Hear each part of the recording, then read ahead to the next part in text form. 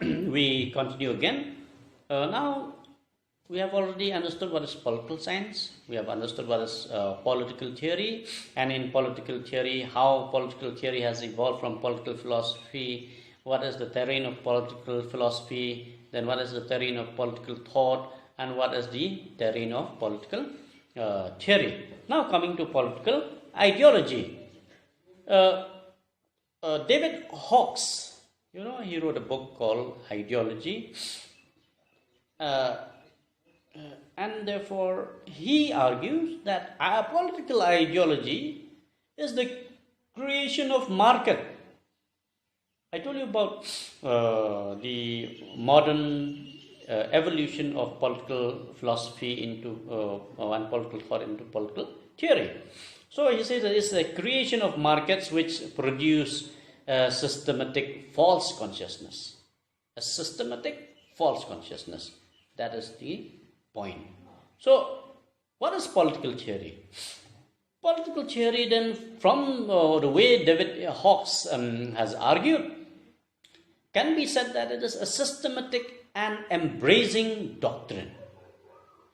As I told you, while political theory may provide to us models, it may question the perennial issues. It will therefore provide answers while addressing to these problems. It will also help in answering as to how to deal with these problems, with these issues. Yet political theory, as I said, they will remain detached. Whether you accept those models or you don't accept those models, whether you accept the theory or you don't accept the theory, the role of political theory is that it has provided. Now, with the political ideology is that suppose they have evolved certain models, certain theory, certain system, certain political behavior, then the problem with political ideology is that they stick to it, and therefore it becomes a systematic and embracing doctrine.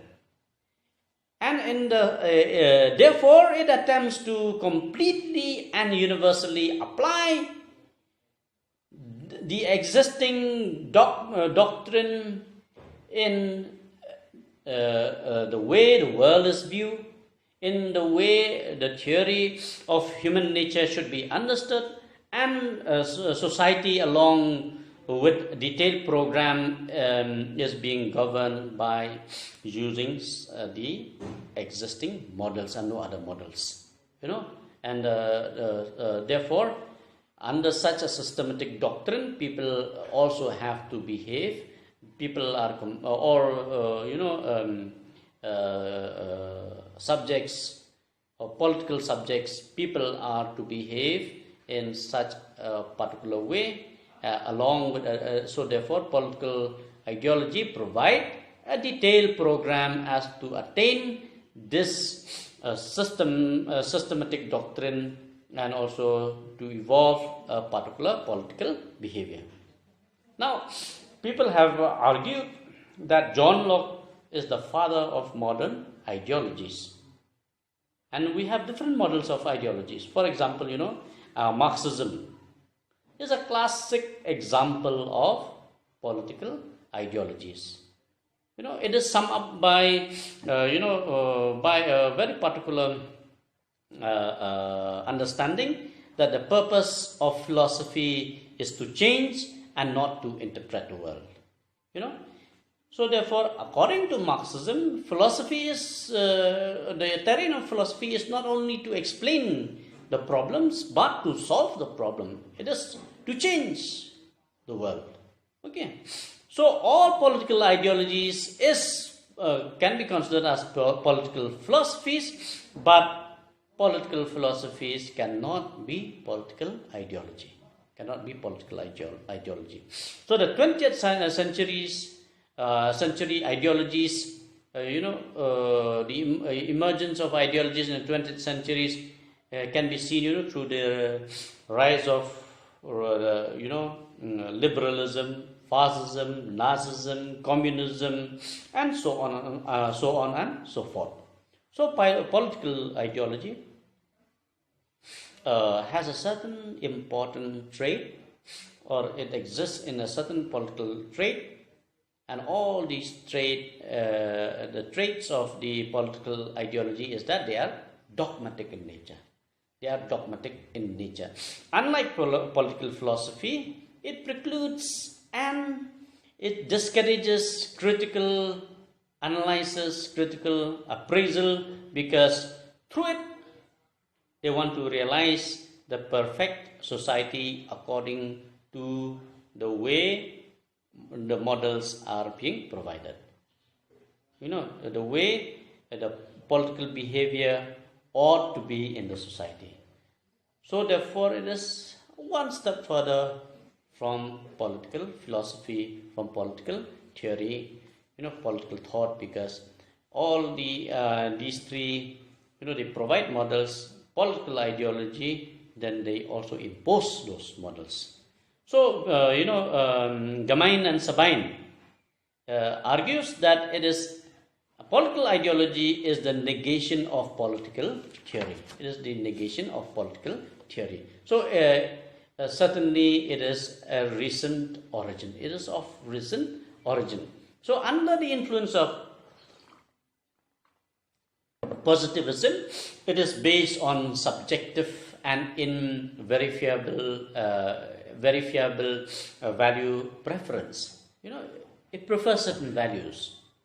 So ideology means they prefer certain values and they may not prefer certain other values. So ideology as such, therefore, it is driven by opinion. Unlike political theory, which is driven by knowledge, by scientific understanding of the issues, knowledge, emergence of knowledge, ideology may be driven by opinion. Okay, so on the one hand, political theorists, both philosophers and political scientists, or a combination of both the roles of these two, contribute to knowledge, and therefore they provide coherent and significant way of depicting reality. In the case of political philosophy, that may not be the case. As while political theory will, as a science, it describes political reality without passing any judgment, without imposing their values. Political philosophy, on the other hand, they will impose those, it will be imposed. Political values means there will be an imposition of those values. So as it is, political philosophy, they just provide rules of conduct for securing good life for all in a society, and not necessarily only for a certain class or a certain individual. Yet political ideology is being imposed, as I said, for the purpose of power domination, and therefore power domination will naturally have preferences, and therefore those who subscribe to a certain political ideology will be the first beneficiary of the existing political regime or existing political models. So, for the philosophy, there is no personal interest in any political arrangements. Therefore, their vision of reality and good life, as I said, is for all. It is for all. Therefore, political theory. When political theory provides model, it is not necessarily to be special to any situation or to any group of people, but the extension of political ideology is not this, but rather to justify a particular system of power in society. It is meant to justify a particular system of power in society. So therefore, an ideologue is an interested party. The one who provides ideology, the one who provides models for political ideology, he is an interested party. unlike political theorists or political scientists. So, so therefore, to defend things as they are, or to criticize the status quo in the hope of bringing the new distribution of power will be the purpose of the political ideologue, and will come into being, as an ideology, and therefore ideology is always interested in rationalization, and as such, therefore, one can say it is flawed with distorted picture of reality. It is certainly flawed with certain picture of distorted picture of reality. Another very important thing for us to understand is that ideology or political ideology, as I said earlier, is the creation of market, and as the creation of market, therefore, it often makes efforts in convincing that by following certain dogma, people will act rationally. Only those who behave within the terrain of the dogma provided, they are rational subjects, and they also can choose rightly and make their wishes transparent only through complying to these, through the process of complying to these dogmas. So, under such a situation, the question is, can we get what we wanted? Or what they will ask us, how to get what we wanted. So, therefore, for our political ideologue, believing and practicing the dogmas can certainly cater to cater to the question of getting what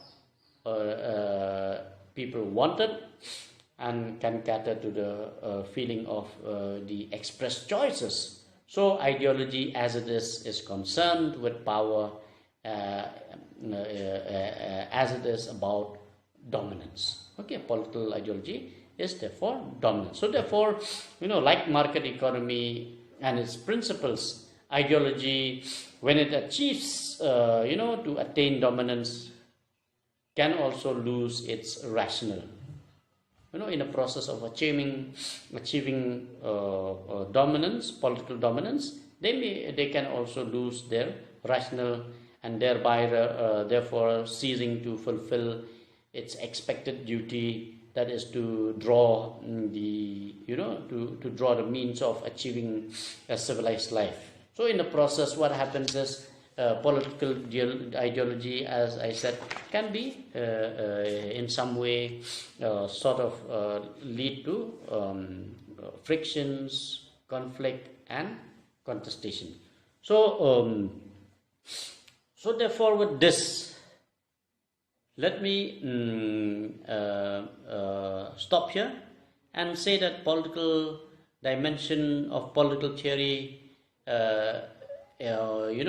is concerned with the forms, the nature, and the organization of state or government, or the relationship of government with the individual citizens, and therefore has to be treated as scientific. What is important for us as ideology is the process of acquiring power and acquiring dominance, and therefore there is a huge difference between political theory and political ideology. So let me stop here for today. Thank you very much.